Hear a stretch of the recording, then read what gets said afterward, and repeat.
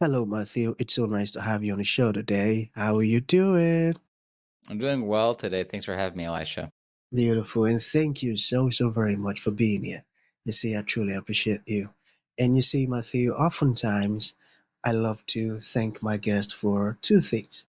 And I do this so often to the point where it has become my anthem. So, firstly, I want to say thank you so very much, Matthew, for investing in yourself. You see, you are on this platform right now because you did invest it in yourself. Sorry. And oftentimes I love to make reference to the amazing mango tree. You see, some couple of months back, Matthew, I was on a particular road, and just by the roadside, there was this very tall, unattractive mango tree.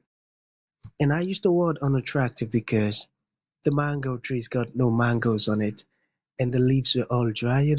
So I just walked past it and I went my way. But you see, Matthew, just recently I was on that same road. And this time around, a lot's changed about the mango tree, you see. The mango tree caught my attention pretty good from a distance. And immediately I got the urge to move so close to it, of which I did, and it wowed me because now the mango tree's got a lot of mangoes on it, beautiful green leaves and healthy branches. And not just mangoes now, Matthew. I'm talking about ripe mangoes. It was such a lovely experience that day, and I was so excited. Here's my point. The fact that you dedicated your time, energy, and resources to becoming the amazing Matthew that you are today, that alone has made it impossible for me to skip you. And that's why you got the request from me to be on the show because I was attracted to the fruit of all that you're doing, your philosophies, your insight, the impact your work is having, and how you're offering your solutions, Matthew. This stuff's so beautiful. And just before I sent you that request, I said to myself, I've got to benefit from these beautiful things Matthew is doing. And not only me now, because, I don't want to be selfish, and even with the audience. And here we are today with the incredible Matthew. So thank you so very much for doing that to yourself. And secondly, thank you for saying yes to the invite. Because if you had said nope, there was nothing Elisha could do about it. Thanks so much, my man. Absolutely. Thank It's good you. to be here today. Yeah, man. So a quick one. Okay, let's get started. You see, I am quite excited to have you on the show today, Matthew, for some reasons. Firstly, my interest in knowledge seeking. I believe in order for one to transition from a terrible situation to that of a beautiful one, Matthew, I believe it takes the application of knowledge, quality information, and not just knowledge, but the application of it. And you see, my man, ever since I discovered that light in the Hebrew means knowledge and darkness ignorance, I've been so keen to knowledge seeking. Why? Because I do not want to remain in the dark. So that's going to make our conversation today very important to me and even to the listeners. And the second reason why I'm excited to have the incredible Matthew on the show is for the sake of the audience. You see, my man, we live in an age where information is as abundant as grains of sand. We've got lots of information flying out there. So these folks trust me for quality, eye-opening, and very important information, of which I am totally convinced, Matthew, that our conversation is going to be insightful and impactful. So for that reason, let's get started with your introduction. Talk to us about your personal or your professional journey, because right now we are so curious. We want to know how Matthew got here. And afterwards, I've gotten some beautiful questions for you. Okay, Matthew, my man, over to you. Sure. Okay. So, uh, there's plenty of stuff to share. So I'll give the thorough snapshot version. So I grew up Catholic, and during that time, both my parents worked for the church. And I oftentimes didn't do anything wrong per se. It wasn't malicious or anything like that. But I often felt like the faith was kind of shoved down my throat. And the reason for that is because just my personality really don't like being told what to do. I just don't like it. And so, when it's my dad has a master's degree in theology. And so we had really deep conversations all the time, which I loved, but it was very intellectual. So fast forward, when I was 14, had a really profound encounter with Jesus through being prayed over, and then also through the Eucharist, through adoration, which is, in the Catholic world, it's that piece of bread at Mass that the priest prays over, and it becomes the body, blood, soul, and divinity of Christ. So I had a really profound encounter with Jesus in that moment. And over time, I really dove deeper into my personal faith journey. I was a missionary for a couple of years. I was in the seminary for a year. And then I studied psychology and got engaged, got married, all that good stuff. So again, fast forward, my daughter was just born a couple of years ago. And right after that, right around that time, I was working in the social work field, but I felt like my hands were kind of tied behind my back. I couldn't talk about Jesus, or at least even use that framework of like virtue and the good life and that kind of stuff. And also I'd go in and the parents, I'd be outpatient. So I'd work with kids and adults, and the parents would often say, hey, they struggle with anger issues and obedience issues. Can you help them with that? And I didn't disagree. They usually had those struggles, but there was usually a breakdown in the family that caused that, right? Like I'd get there around dinner time, and the kids would be eating dinner at the kitchen table, where the parents would be eating dinner in the living room, watching a movie or playing video games. And I was like, they just need somebody to just help them see that, and then make tangible steps to correct and to, upbuild the family dynamic and the family life. And so I would always come home on the phone, talking to a buddy, helping them through something. And my wife said two things to me. She said, one, Matthew, I love it when you come home on the phone because you're so alive and you're very you. And the second thing she said was, can you make money doing that? And I was like, never thought about it before. So I looked into life coaching and had like half a website, was doubtful, not sure if this is what the Lord wanted, if this was actually, like who the heck's going to pay me for this kind of stuff, all those kinds of doubts. And just after my daughter was born, I was praying about the Virgin Mary and St. Joseph and Jesus when they fled to Egypt after Jesus was born.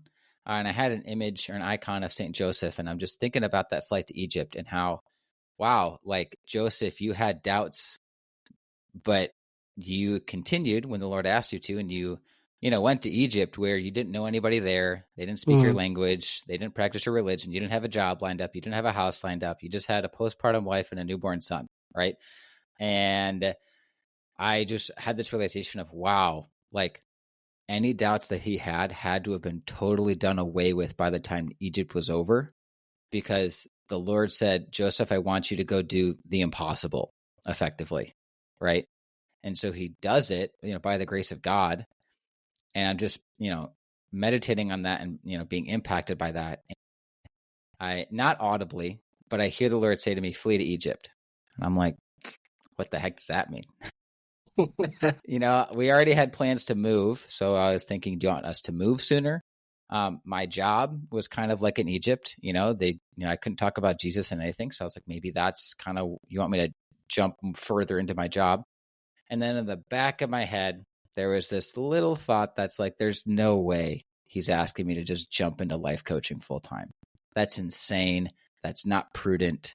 That's not being a good husband and father. And so I told my wife about what I had heard in prayer. I didn't say anything about the coaching part, but she said to me, well, Matthew, what if he's calling you to jump full time into life coaching? And I was like, all right, I guess we have to pray about this now. So we talked about it, prayed about it, talked it over with some good friends of ours. And a week later, I quit my job because I was just like, all right, this is where the Lord has us going. And so with maybe half a website and nothing else, I was just, okay, Lord, like if this is you, you're going to make it happen. And so within a couple of weeks, the missionary group that I had served with, I ran into the alumni coordinator, and she asked me what I was up to. And I told her, well, actually, I'm starting a Catholic life coaching business. And one thing that I want to do is to help missionaries make that transition back to regular life, just because it's a totally different lifestyle. A lot of people really encounter Christ for the first time there. And she said, oh my gosh, we have to talk. So then that following week we talked, and she said, to quote her, I think it's divinely appointed that we partner with you. And I was like, Wow, Lord. Okay. And then I went to the end of the year wrap up week. So that was like end of March, April time. The end of the year wrap up week was in May. So I go there, get a good number of clients from that. And then because I was there, that also happened to be the week that all of the international directors for this ministry were in town for a leadership conference. And I had also served with the the Ireland branch, if you will. And the director said, Matthew, it's good to see you. What are you up to? And I told him, and he said, we need that too. And so then I, flew out to Ireland this past year. So it's just been crazy what the Lord has done and continued to, pave the way. That being said, it has not been, a straight line. It's been up and down emotionally and financially. And even too, Elisha, when you were saying earlier about how like people are struggling and suffering and, it could be a lack of hope and just like, hey, how is this going to make sense? So last year we weren't going to have enough money for September's rent. Okay. And I was so stressed about it that my vision was affected. Because we'd go to church and it's a beautiful church with like, Latin and gold plating and stuff like that on the ceiling. And I'd look up and I like couldn't really read the Latin. But then at the end of Mass, after I'd calmed down and received the Eucharist, I looked up and I could read it. I'm like, okay, this is definitely stress related. And so it gets to be the end of the month. And my mom's birthday is at the end of the month. And so I call her and we're chatting. She asked me how I'm doing. And I say, well, it's going okay. We're a little tight on money, but, it'll be okay. The day before I have to pay rent that I don't have the money for. And because I don't want to, come across like I was, fishing, like looking for money. So I don't want to say anything about that specifically, but we're talking and she looks to my dad's there and she looks at him and she says, hey, can we tell him? And I'm like, tell me what? And out of respect for them, I don't want to say how much money, but she looks to me and says, Matthew, we want to give you some money. Wow. And I was like, what? And she says, yeah. And my dad takes the phone and he says, Matthew, I know that I was cynical and not quite sure about it when you first told me about this whole coaching thing, but after talking to you a lot about it, I've realized that what you're doing is very important and very good, and I want you to succeed, and that's why we're giving you this money. Wow. And so I just texted my landlord and said, hey, we'll be a few days late. She's like, yeah, no worries. But paid for rent and then some. So just stuff like that. And honestly, like I wouldn't trade that for the world because you don't understand the infinite glory of God unless you have suffering. Because if everything goes well on a practical level, it doesn't seem like you need a God, right? Now, obviously we do because he holds us in existence, but my faith was, I mean, I would say that I had a faith, but before then, right, I've taken risks and whatnot before, but by being in a place where I know that it's not going to work out, and then it does, I know from an experiential level, a deep belief that God will provide for me and he will provide for those who follow him, right? Who want to do his will. And so I seriously wouldn't change that for the world. It was really, really stressful. But the Lord came through and I'm so grateful because that has given me so much more confidence. To take those leaps of faith and to practice, to practice the faith, to really have that deep personal relationship with God. Because, if we don't have suffering, if we don't have, if we're not left wanting, then we can't be satisfied. And so, and that's something that I help with my clients too, but don't really focus on that as much, just because that's the thing you got to go through. But so that's kind of how I got here. Amazing. And my vision is to really, build up Steadfast Life to be the place where people can become more human. Because I just, our world is becoming less and less human, as technology increases. And again, none of these things are intrinsically evil, right? I have a smartphone, I use AI, like all that kind of stuff. But we're just becoming less and less human. And I think that's very problematic. And I think that the virtues, I use the cardinal virtues a lot in my coaching, and really, I've come to realize that that's the map on how to flourish as a human being. And I think that we've forgotten what it is to be human. I tell you, we've forgotten. Oh boy, this is a very beautiful word, Matthew. And you said so many things that are currently ringing on my mind right now. We don't know well the infinite glory of God until we are suffering. If you're not wanting, you cannot be satisfied. Wow, this is a beautiful stuff. I tell you, man, I tell you, I would have to meditate on these words again and again. And you see, you've answered almost all of my questions. And I've got to say this, you have a wonderful wife. I tell you, Mm-hmm. someone who is living a life under the inspiration of the Holy Spirit. You said you didn't want her to tell her about the coaching, but while you were talking, she mentioned it. That's Yeah. the Spirit of God, I tell you. Amen. And the fact that you were so obedient, even though you weren't sure how this stuff's gonna play out, but you just had to listen. And that's really inspiring. And thank you for sharing your Mhm. story, Matthew. So I've got two Yeah. questions, all right? So let us talk about building family or building strong family culture. So how do we build a strong family culture? Yeah, it's a really crucial thing. A lot of people think that uh, you just have to go to someone and make a decision, but really one of the crucial things, and I'm working on with one of my family clients right now on this, is everyone has to buy in. Okay, this is the same for business culture, for culture of any kind, right? It's when everyone buys into the same goal and the same values, right? So, because if you don't do that, if you correct somebody or say, hey, we don't do that here, they're going to take that as a personal attack very easily. They're going to get defensive. And so instead of starting with the correction, you start with, hey, what are we trying to pursue and how do we want to pursue that? Because if you and I can agree that we want to, let's just say as a family, we're really negative, and let's say we want to be more positive. Okay. How are we going to get there? Okay, I think gratitude is a great way. Okay, I agree with you. So maybe at dinner at the end of every day, we share something we're grateful for, and then something that wasn't so pleasant about our day. You call it a rose and a thorn from the day. And so then if someone starts talking too much about the thorn and starts turning it into a conversation, it's, hey, I'd love to hear more about that, but would you mind, sharing your rose, and then the next person can go, right?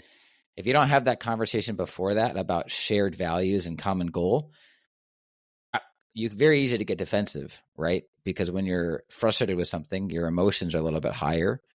Or when you're excited about something, your emotions are higher. Establishing family culture is crucial if you want a happy life, but it starts with someone with having a vision and then inviting other people into that vision and then collaborating on how to get there. I got that. So what do you mean by love is not about giving? Mm-hmm. Yeah, and that's a big thing with family culture, right? And family, a lot of people think that love is first and foremost a self-gift, which I don't disagree with, that love is a lot about giving. However, if you think about love as a value response, okay? So if I see value in you, then I can love you.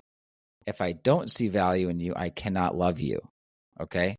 Because if I quote unquote try to give of myself when I don't see value in you, that's actually pity. And it says that I think that you're bad and I want to help make you good. Okay. We don't love things that we think are bad. We love things that we believe to be good.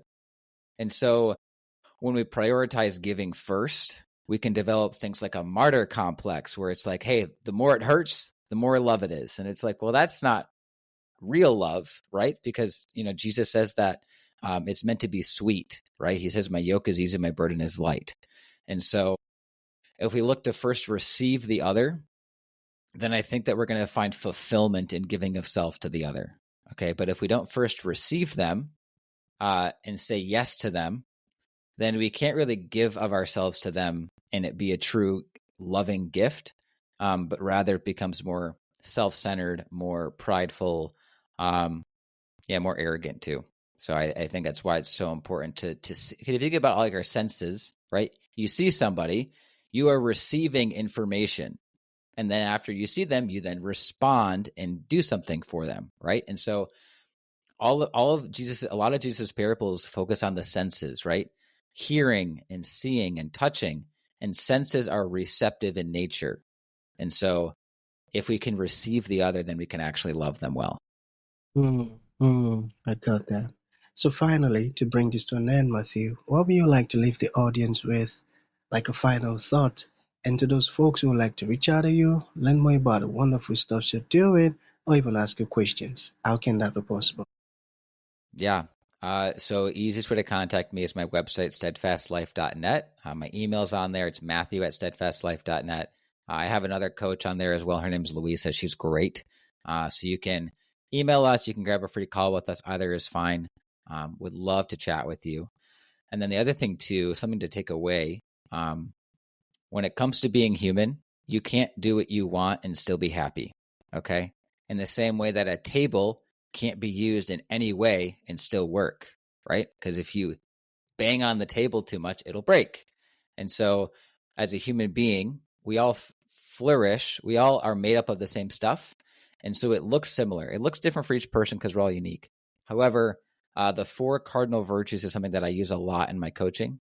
And if you think about the word virtue, the root word in Latin is vir, which means man. And that means, in the context, it's humanity, right? What it is to be man. So really what it is to be virtuous is what it is to be human. And so love to share more about that if you want to chat. But yeah, there's a way to flourish as a human being. And I promise you that you can do that. Beautiful. So that's going to be the end of the show, my man. Thank you for coming. And thank you for sharing this wonderful stuff with us. It means a whole lot. Thank you, Matt. Absolutely. Thanks for having me, Elisha.